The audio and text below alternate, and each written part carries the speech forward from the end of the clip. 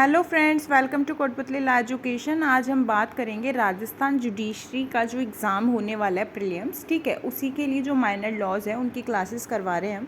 साथ ही में राजस्थान ईपीओ की भी क्लासेस चल रही हैं, उसके भी कुछ माइनर एक्ट्स हैं जैसे प्रोहिबिशन ऑफेंडर है, पॉक्सो है, ठीक है, और बाकी जो राजस्थान पब्लिकेशन एक्ट है, एक्साइज एक्ट है, वो सारी क्लासेस है जो कि हमने करवा दी है। तो प्ले लिस्ट में आप देख सकते हो।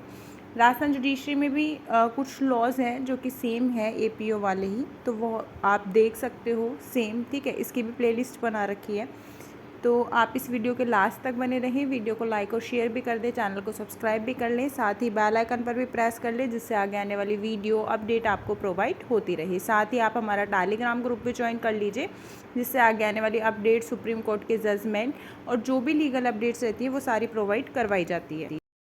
हम इसकी बैकग्राउंड और हिस्ट्री जानेंगे indecent representation of women prohibition bill की, ठीक है, मतलब एक्ट की। ये 1986 का एक्ट है। इसका हम पहले हिस्ट्री देखेंगे हिंदी और इंग्लिश दोनों में, फिर उसके बाद हम एक्ट देखेंगे, ठीक है, और जो भी इम्पोर्टेंट पॉइंट्स हैं वो भी देखेंगे साथ ही में।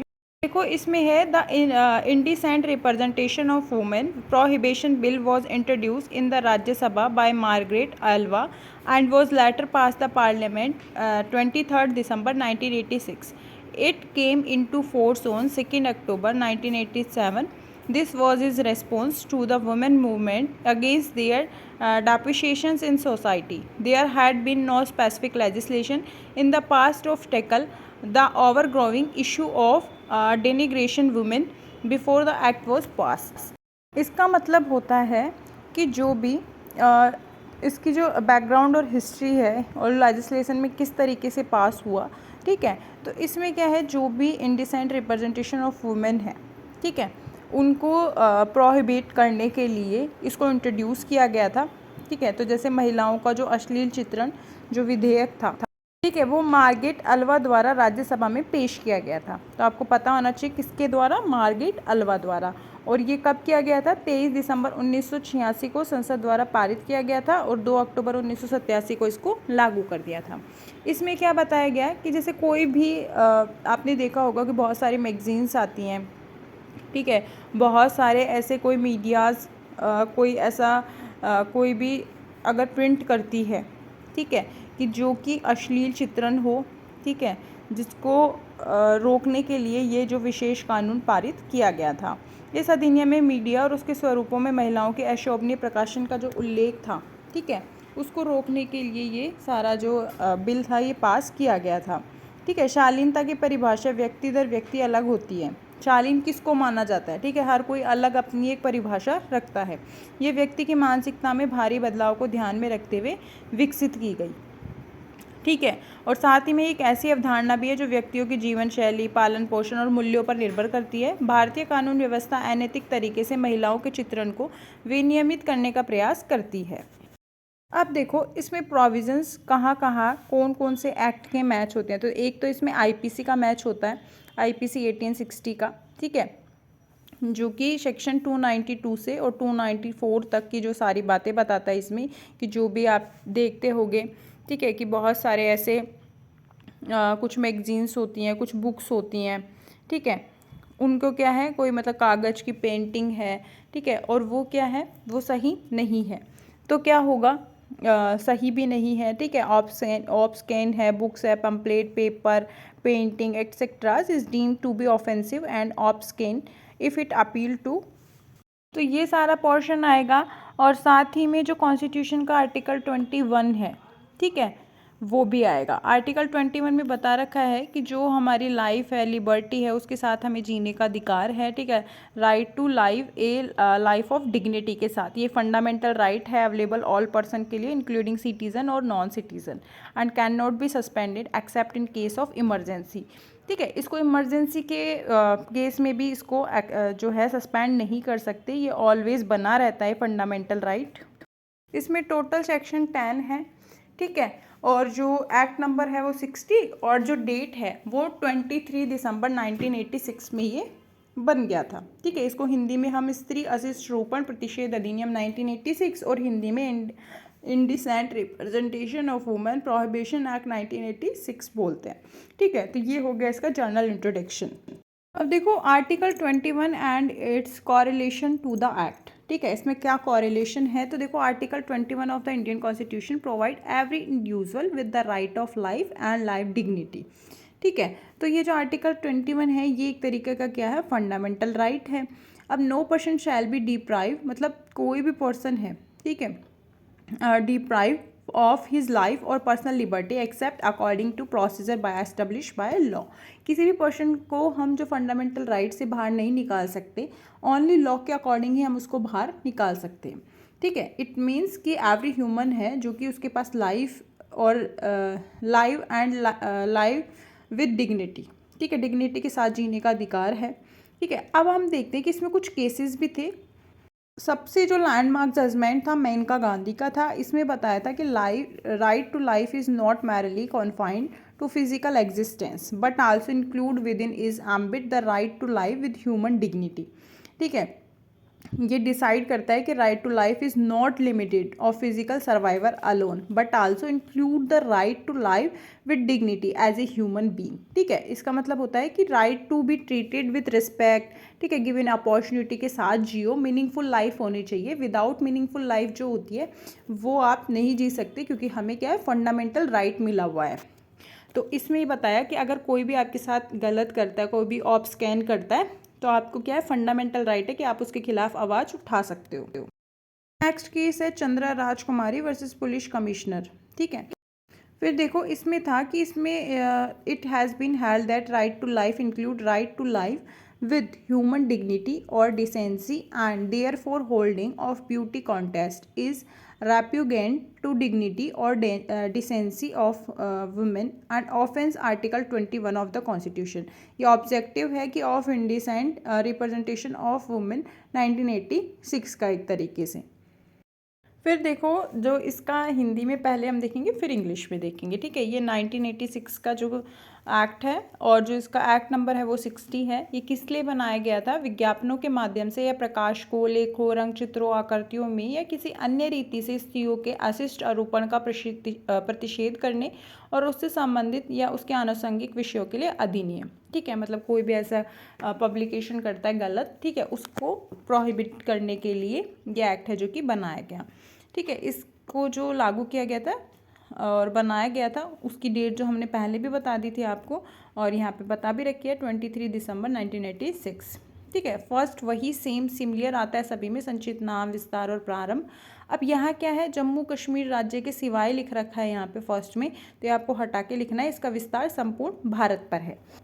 फर्स्ट में वही नाम बता दिया एक्ट का, और ये उस तारीख से प्रवर्त होगा जब सेंट्रल गवर्नमेंट है जो कि गजेटी में नोटिफाई करेगी। ठीक है, अब सेकंड है परिभाषा, उसको समझना पड़ेगा हमें। तो डेफिनेशन क्लोज याद करने से पहले हम कुछ चीज़ें समझेंगे। तो देखो फर्स्ट है कि कोई भी मैगज़ीन के लिए बात हो रही है यहाँ पे सबसे फर्स्ट, तो वहाँ पे एडवर्टाइजमेंट के बारे में बात की गई है कि किसी भी तरीके से एडवर्टाइजमेंट हो सकता है। ठीक है, फिर सेकंड चीज़ बताए, अब एडवर्टाइजमेंट हुआ है तो वो उसको क्या करना पड़ेगा, उसको डिस्ट्रीब्यूट करना पड़ेगा, मतलब वितरण करना पड़ेगा। ठीक है, तो वितरण क्या है, किसी के भी थ्रू हो सकता है, बाइक, साइकिल, ट्रैक्टर, ठीक है, ट्रक, किसी के भी थ्रू। तो ठीक है, तो हमें क्या करना है, एडवर्टाइजमेंट मतलब पहला विज्ञापन, दूसरा क्या हो गया, वितरण हो गया। थर्ड है कि अगर हम देखें तो कि किसके लिए एक्ट है, कि यहाँ पे स्त्री का जो है आरोपण हो रहा है। ठीक है, मतलब कुछ भी जो प्रदर्शन हो रहा है, ठीक है, अश्लील प्रदर्शन हो रहा है, ठीक है, उसके लिए है। तो यहाँ पे ये बताया गया।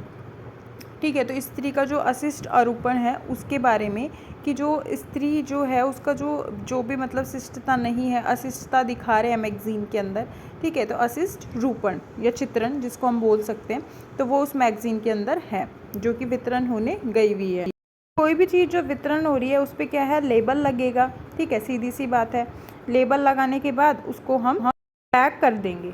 ठीक है, तो ये है इसमें परिभाषाएं बताई गई। अब हम परिभाषा देखते हैं। तो सेकंड में परिभाषा बता रहे कि विज्ञापन के अंतर्गत क्या होगा, सूचना, परिपत्र, लेबल, रैपर, सभी जो डॉक्यूमेंट हैं वो आएंगे। प्रकाश, ध्वनि, धुआं, गैस के माध्यम से किया गया कोई दृश्य भी क्या है, रूपण है, मतलब कुछ बना रहे हैं तो वो भी क्या है, एक रूपण ही हो रहा है कि कुछ चीज़ हम दर्शा रहे हैं। सेकंड है कि वितरण, जो कि नमूने के तौर पर चाहे मुफ्त या अन्यथा वितरण भी है। ठीक है, इसके अंदर। और जो थर्ड है स्त्री अशिष्ट रूपण, उसके अंदर है इस तरीके, जैसे मान लो कोई आकृति बना दी, रूप बना दिया, या शरीर के किसी अंग का ऐसा चित्रण अभिप्रेत है जिसका प्रभाव जो है अशिष्ट हो, मतलब शिष्टता ना दर्श रही हो, उससे अशिष्टता दर्श रही हो, और जो स्त्रियों के लिए अपमानजनक या निंदनीय हो, ठीक है, उसको देखते ही कोई निंदनीय भावनाएं आती हो, वो सारी चीज़ें यहाँ दर्शा रहा है।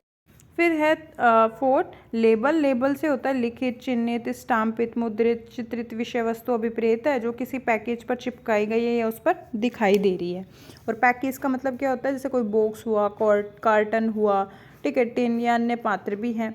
और विहित है जो कि नियमों द्वारा विहित अभिप्रेत है। तो इस तरीके से ये सारी परिभाषाएं हैं। थर्ड जो है इस स्त्री अशिष्ट रूपण अंतर्विष्ट करने वाले विज्ञापनों का प्रतिषेध, मतलब जहाँ भी स्त्री का अशिष्ट रूपण हुआ है उन एडवर्टाइजमेंट को प्रोहिबिट किया जाएगा, क्योंकि कोई भी व्यक्ति यदि कोई भी ऐसा विज्ञापन जिसमें किसी भी रूप में स्त्रियों का अशिष्ट रूपण अंतर्विष्ट है वो प्रकाशित नहीं करेगा, मतलब पब्लिश नहीं करेगा, ना वितरित करेगा, ठीक है, ना पैकेज करेगा, उसका प्रकाशन या प्रदर्शन की व्यवस्था नहीं करेगा, ना ही उसमें कोई भाग लेगा। और है स्त्री अशिष्ट रूपण अंतर्विष्ट करने वाली जैसे पुस्तक, पुस्तिकाएं आदि के प्रकाशन या डाक द्वारा भेजने का प्रतिषेध। अब मान लो इसमें क्या हुआ, विज्ञापनों पे प्रतिषेध कर दिया। अब यहाँ क्या है, मान लो कोई भी स्लाइड है, बुक है, ठीक है, नोटबुक है, फोटो, मतलब कोई रेखा चित्र है, रंग चित्र है, मतलब बहुत सारी चीज़ें के थ्रू अगर कोई भी इस स्त्रियों का अशिष्ट रूपण हुआ है, ठीक है, तो ना ही तो उसका कोई प्रोडक्शन करेगा, मतलब ना तो उसको कोई बनाएगा, ठीक है, ना उससे कोई बनाने से संबंधित कोई काम करवाएगा, ना ही उसको सेल करेगा, ना परचेज करेगा, ना किसी को भाड़े पे देगा, ठीक है, ना ही किसी को जो है पोस्ट होगी, ठीक है, ये ना ही वितरित होगी, मतलब कुछ भी नहीं करेगा, ठीक है, सिर्फ आपको टाइटल रन करने हैं। परंतु इस धारा की कोई बात है जो कि पुस्तक, पुस्तिका, कागज पत्र, स्लाइड, फिल्म, लेख, रेखा चित्र, रंग चित्र, ठीक है, इसमें आकृतियों में लागू नहीं होगी, और जिसका प्रकाशन जो है पब्लिक के भलाई के लिए हो, मतलब लोक कल्याण के लिए हो, ठीक है, और न्यायोचित साबित हो जाता है, ठीक है, कोई भी नोटबुक है, कागज पत्र, स्लाइड है, ठीक है, वो किसी ऐसे उद्देश्य के लिए की गई हो कि जो लोक कल्याण से संबंध रखती हो, सद्भावनापूर्वक धार्मिक प्रयोजन के लिए उपयोग में लाई जा रही हो, ठीक है, किसी ऐसे रूपण को लागू नहीं होगी जो कि प्राचीन स्मारक, ठीक है, पुरातत्वीय स्थल अवशेषण अधिनियम 1958 के अर्थ में किसी प्राचीन स्मारक पर या उसमें किसी मंदिर, मूर्तियों, प्रवहण के प्रयोग में लाए जाने वाले किसी धार्मिक प्रयोजन के लिए रखे या उपयोग में लाए जाने वाले किसी रथ पर, और जो किसी ऐसी फिल्म लागू नहीं होगी जो बाबत चलचित्र अधिनियम के भाग 2 के उपबंध लागू होंगे, ठीक है, ये एक्सेप्शन है कि इन पे लागू नहीं होंगी, ठीक है। अब हम देखेंगे इंग्लिश में। फिर देखो यहाँ पे है इंग्लिश में शोर्ट टाइटल, एक्सटेंड और कमिटमेंट, वही जो पहले एक्ट का नेम बताया। फिर ये जो वॉल इंडिया पे एक्सटेंड करता है, और जो कमिटमेंट है वो इसमें बताया कि केम इनटू फोर्स जो है सेंट्रल गवर्नमेंट है बाय नोटिफिकेशन ऑफिशियल गजेटी अपॉइंट करेगी। वही डेफिनेशन सेम, एडवर्टाइजमेंट होगा, फिर डिस्ट्रीब्यूशन होगा, फिर इनडिसेंट रिप्रेजेंटेशन ऑफ वुमेंस उसका मीन बताया है, फिर लेबल चिपकाएंगे, पैकेज करेंगे और फिर प्रिस्क्राइब कर देंगे। तो देखो एडवर्टाइजमेंट में इंक्लूड क्या क्या है, नोटिस है, सर्कुलर है, लेबल है, रैपर है और अदर डॉक्यूमेंट, ठीक है, जिसमें क्या आएगा, visible representation made by mean of any light, sound, smoke और गैस, ठीक है, इससे भी अगर कोई बनाया गया है एडवर्टाइजमेंट तो वो भी इसमें इंक्लूड होगा। डिस्ट्रीब्यूशन में बताया गया है कि जो सैम्पल होता है चाहे वो फ्री हो चाहे आप पे करके दिए हो, ठीक है, वो सारे तरीके के डिस्ट्रीब्यूशन जो इसमें इंक्लूड रहेंगे। इनडिसेंट रिप्रेजेंटेशन वुमेन का मीन्स बताया है कि यहाँ पे जो इनडिसेंट रिप्रेजेंटेशन वुमेन है इसमें जो depictions in many manner, figure, women, मतलब मान लो कोई वुमेन का बॉडी पार्ट है, वुमेन का कोई फिगर है, ठीक है, या फिर कुछ भी ऐसा बना रखा है जो कि ऑफ स्कैन लगे, ठीक है, या फिर इंडिसेंट और डेरोगेटरी और डेनिग्रेटिंग वुमेन और इज़ लाइकली डिप्राव, करप्ट लगे, ठीक है, इंजर, तो पब्लिक क्या है मॉरलिटी के अपोजिट हो, ठीक है, तो वो क्या होगा, वो सारा इंडिसेंट रिप्रेजेंटेशन ऑफ वुमेन में आएगा। लेबल सेम है कि जैसे कोई मार्क करें हम रिटन में, ठीक है, कोई प्रिंटेड हो, ग्राफिक मैटर हो, एफिक्स हो, अपेयरिंग हो, ठीक है, पैकेज के ऊपर, तो वो लेबल होता है। पैकेज का आप जानते हो बॉक्स, कर्टन, ठीक है, अदर कंटेनर हो वो पैकेज में आता है। थर्ड और फोर्थ दोनों सेम है, ठीक है, थर्ड और फोर्थ को हमेशा साथ में पढ़ना है।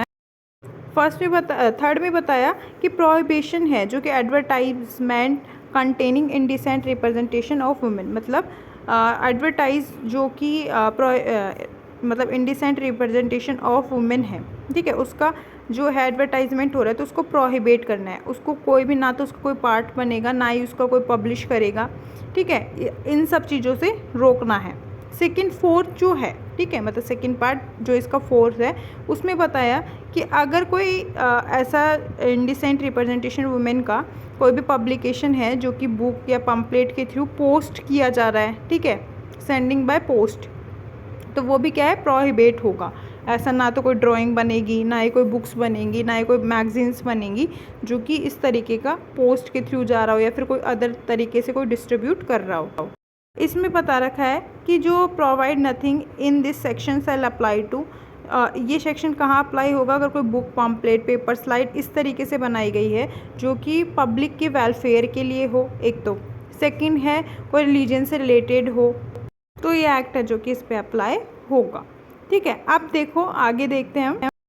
फिर है कि be any representation sculpture and grave painted और अदरवाइज रिप्रेजेंटेड और इन, देखो इसमें है कि जो monument meaning ancient monument archaeological sites remain act 1958, और सेकंड है कि जो टेम्पल के लिए यूज़ होती है, ठीक है, कोई कॉन्वेंस आइडल है उसके लिए रिलीजियस पर्पज़ के लिए कोई यूज़ होता हो। और जो सी है उसमें है कि कोई फिल्म के लिए, जैसे part second cinema photography act है 1952, उसके लिए एप्लीकेबल है। 5 है power to enter and search. अब पावर्स किस किस के पास है, क्या है, तो देखो एक तो क्या है, स्टेट गवर्नमेंट है, ठीक है, जो कि ऑफिशियल गजेटी से ऑथोराइज़ करेगी, ठीक है, कोई भी रूल्स वगैरह होंगे जो कि local limit of the area for which he show authorise. वो अगर मान लो स्टेट गवर्नमेंट है, हर लोकल एरिया के लिए एक लिमिट जो है बता देगी कि इस लोकल लिमिट में ही अंदर काम करना है। एक सर्च के लिए रीजनेबल टाइम दे देगी with such assistance if any, यदि कोई, as he consider necessary any place in which he has reason, ठीक है, to believe that an offence under this act has been or he's been committed, ठीक है, मतलब कोई प्लेस है, ठीक है, वो कोई रीज़न, विश्वास करने का कोई कारण होता है कि इस एक्ट के अंदर ही कोई ऑफेंस है जो कि कमिटेड हुआ है, तो एक रीज़नेबल टाइम दे देगी। सेकंड है कि सीज बाय एडवर्टाइजमेंट और एनी बुक, जो भी कोई इंडिसेंट रिप्रेजेंटेशन हुआ है, ठीक है, तो उसके लिए क्या है कि वो सीज़ कर देगी, किस किस को, एडवर्टाइजमेंट जो हो रहा है, book, pamphlet, paper, slide, film, writing, drawing, painting, ठीक है, सबको प्रोहिबिट सीज़ कर देगी।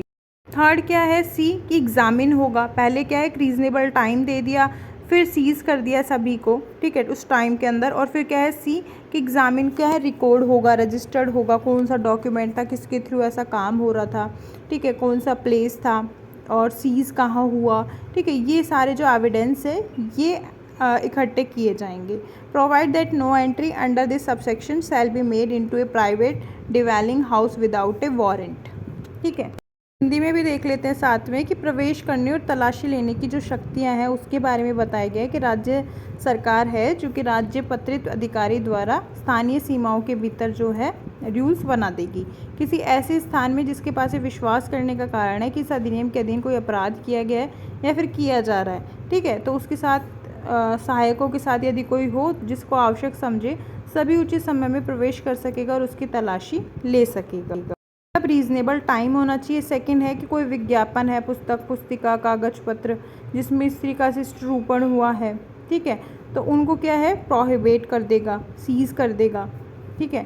थर्ड है कि खंड ख में उल्लेखित किसी स्थान पर पाए गए किसी अभिलेख, रजिस्टर या दस्तावेज या अन्य किसी भौतिक पदार्थ की परीक्षा कर सकेगा यदि उसके पास ये विश्वास करने का कारण है कि इस अधिनियम के अधीन, ठीक है, दंडनीय किसी अपराध के किए जाने का साक्ष्य है जो कि प्राप्त हो चुका, मतलब एविडेंस है जो कि उसको मिल गया और अभिग्रहित कर सकेगा, ठीक है। इस मतलब बताए गए इसमें एक्सेप्शन दे दिया साथ ही में कि इस उपधारा के अधीन कोई प्रवेश किसी प्राइवेट निवास गृह में वारंट के बिना नहीं किया जाएगा। अगर किसी का पर्सनली मकान है तो उसमें बिना वारंट के आप एंटर नहीं कर सकते। एक्सेप्शन ये भी बताया इसमें कि अभिग्रहण की शक्ति का प्रयोग किसी ऐसे दस्तावेज, वस्तु या चीज़ के लिए जिसमें कोई एडवर्टाइजमेंट अंतर्विष्ट है, उस दस्तावेज, वस्तु या चीज़ की अंतर्वस्त सहित यदि कोई हो किया जा सकेगा यदि वह विज्ञापन समृद्धभूत होने के कारण या अन्यथा उस दस्तावेज, वस्तु या चीज़ से उसकी समग्रता, उपयोगिता विक्रय मूल्य पर प्रभाव डाले बिना अलग नहीं किया जाएगा। और सेकंड है कि जो CRPC है 1973, इस अधिनियम के अधीन किसी तलाशी अभिग्रहण को जहां तक हो सके वैसा ही लागू होंगे। ठीक है, सेक्शन 94 के अधीन जारी किए गए वारंट के प्राधिकार के अधीन ली गई किसी तलाशी या किसी अभिग्रहण को लागू होते हैं। ठीक है, तो इनको सिर्फ आपको रीड करना है एक्सेप्शंस को। ठीक है, और जो 5 का जो फर्स्ट पार्ट है वही इम्पोर्टेंट है, वही सेम इसमें बता रखा है कि एक्सेप्शन की कोई भी प्राइवेट प्रॉपर्टी में आप विदाउट वारंट के नहीं जा सकते, और कोई भी जो C subsection exercise in respect of any document है, आर्टिकल है, ठीक है, एडवर्टाइजमेंट इंक्लूडिंग है, तो वो आप विक्रय मूल्य पर प्रभाव डाले बिना किया जाएगा। सेकंड है वही CRPC का सेक्शन है जो कि 94, वो यहाँ पे देखा जाएगा, अप्लाई होगा। ठीक है, थर्ड है इसमें बताया गया कि क्लोज B और C है जो सबसेक्शन 1 के हैं, उसमें जो सून एज में भी इन्फॉर्म नियरेस्ट मजिस्ट्रेट को इन्फॉर्म किया जाएगा and take his order as to custody thereof. 6 है पेनल्टी। पेनल्टी क्या लगाई जाएगी, अब तलाशी हो गई, अब पेनल्टी की बात आता तो पेनल्टी है any person who contravenes the provision of section 3 और section 4 shall be punishable on first conviction with imprisonment of either description for term which may be extend 2 year. ठीक है, मतलब जो 3 और 4 था, मतलब 3 में तो क्या था कि एडवर्टाइजमेंट को प्रोहिबिट करना है, और 4 क्या था कि जो पोस्ट की कर रहे थे एडवर्टाइजमेंट को, उसको अगर कोई उसके लिए पनिशेबल होता है तो क्या है, इम्प्रिजमेंट होगा जो कि एक्सटेंड करा सकते हैं 2 ईयर तक, और फाइन भी होगा साथ में, कितना इसको 10,000 रुपये तक का जो है हो सकता है। अगर सेकेंड टाइम किसी ने कॉन्विक्शन किया है इसका, इस ऑफेंस को दोबारा किसी ने किया है, तो फिर क्या है 6 month, not less than 6 month but which में एक्सटेंड 5 ईयर, 5 ईयर तक जो है इसको एक्सटेंड कर सकते हैं। फाइन होगा जो कि 10,000 और 1 लाख रुपीज़ तक हो सकेगा। 7 है ऑफेंस बाय कंपनीज़ के थ्रू, अगर कोई ऐसा ऑफेंस होता है तो वो at the time offence was committed was in charge of and was responsible of company for the conduct of the business of the company as well as company shall he be deemed to be guilty of offence and shall be liable to proceed against and punishable accordingly। अगर कोई company business company है, ठीक है, कोई भी company हो, अगर वो इस ऑफेंस में गिल्टी पाई जाती है तो वो क्या होगा, पनिशेबल होगी। देखो यहाँ भी यही बता रखा है, शास्ति क्या होगी 3 और 4 की धारा के अनुसार, अगर प्रथम बार हो रहा है तो वही आपकी क्या है 2 वर्ष तक की हो सकेगी। ठीक है, और जुर्माना 2,000 रुपये तक का हो सकेगा। और अगर दोबारा वो वही कर रहा है, ठीक है, ऑफेंस, तो क्या है 6 माह से कम नहीं होगी, 5 वर्ष तक की हो सकेगी, और साथ ही में 10,000 रुपये से कम नहीं होगा, और 1 लाख रुपये तक का क्या है यहाँ पे जो है फाइन होगा। कंपनियों द्वारा अपराध है, ठीक है, अगर कोई कंपनी है जो कि इस अपराध में गिल्ट मिलती है, उस कंपनी के कारोबार के संचालन के लिए उस कंपनी का भार साधक और उसके प्रति उत्तरदायी, साथ ही वह कंपनी भी ऐसे अपराधी की दोषी समझी जाएगी कि उसके विरुद्ध कार्रवाई किए जाने के लिए दंडित किए जाने की भागी होगी। एक्सेप्शन है कि किसी ऐसे व्यक्ति को दंड का भागी नहीं बनाएगा जो ये साबित कर दे कि उसको अपराध की जानकारी नहीं थी, ठीक है, और उसने जैसे ही उसको अपराध का पता लगा तो वो अपराध के निवारण के लिए सम्यक तत्परता बरती थी। ठीक है, सेकंड है कि किसी बात के होते हुए जहाँ इस अधिनियम में कोई अपराध किसी कंपनी द्वारा किया गया है और वह साबित कर दे कि इस अधिनियम का कोई अपराध किसी कंपनी द्वारा किया गया और ये साबित हो जाता है कि वह कंपनी के निदेशक, प्रबंधक, सचिव या अन्य अधिकारी की सहमति या मौनुकूलता से किया गया है, ठीक है, तो उसको उपोक्षा का कारण माना जाएगा कि भाई उसने जानबूझ के किया है, ठीक है, और उसके विरुद्ध कार्रवाई की जाएगी। फिर है कि 8 जो है अपराध का संज्ञेय और जमानतीय होना, मतलब कॉग्निजेबल और बेलेबल ऑफेंस है जो किसी बात के होते हुए इस अधिनियम के अधीन दंडनीय अपराध जो है जमानतीय होंगे और कोई अपराध जो है संज्ञेय होगा, दंडनीय कोई अपराध जो है कॉग्निजेबल होगा। 9 है सद्भावना पूर्वक की गई कार्रवाई के लिए संरक्षण, तो ये सिर्फ आपको रीड करने, इनमें समझने जैसा कुछ भी नहीं। और 10 है नियम बनाने की शक्ति, तो सिर्फ इसमें 10 सेक्शन है, 10 में से आपके सबसे इम्पोर्टेंट 3, 4, ठीक है, पेनल्टी वाला, साथ में 5 का जो फर्स्ट पार्ट है वो इम्पोर्टेंट है, ठीक है, साथ ही में कंपनी कहाँ गिल्टी होगी, ठीक है, वो, और 8 में जो है उसका टाइटल इम्पोर्टेंट है। 9, 10 सिर्फ आपको रीड करने हैं, टाइटल लर्न होने चाहिए आपके। वही सेम है 7 की ऑफेंस बाय कंपनी, अगर कोई भी गिल्टी होता है ठीक है, तो उसको क्या है पनिशेबल दिया जाएगा, पनिशमेंट दी जाएगी।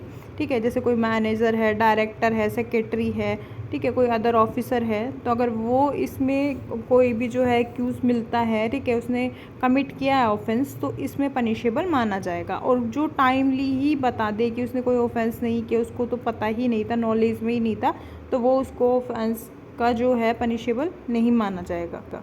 वही 8 है offence to be cognizable and bailable. Offence जो कि कॉग्निजेबल भी है और बेलेबल भी है। ठीक है, protection of taken in good faith, और 10 है पावर टू मेक यूज़। तो सिर्फ इनको आपको रीड करना है। इंस्ट्रक्शन सारे आपको बता ही दिए। आगे भी ऐसी अपडेट के लिए आप हमारे साथ बने रहें।